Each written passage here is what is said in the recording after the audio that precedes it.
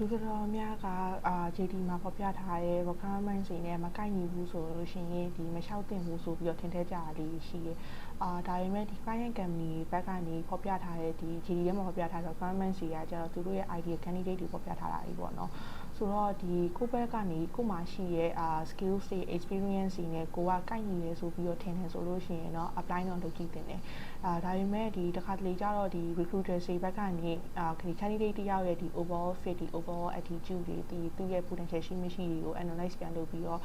reach out လုပ်တတ်ကြတာလေးလည်းရှိရပေါ့နော်အဲ့အတွက်ကြောင့်မို့လို့ requirement တွေအားလုံးကကိုနဲ့မကိုက်ညီဘူးဆိုပြီးတော့မတွေးဘဲနဲ့ကိုနဲ့ကိုက်ညီတဲ့ opportunity တွေတစ်ခုနှစ်ခုလောက်ရှိခဲ့တယ်ဆိုရင်တော့ကိုဘက်ကနေ apply လုပ်ကြည့်ဖို့တော့ညီမကတော့ဒီ recommend လုပ်ပြီးပါတယ်ရှင်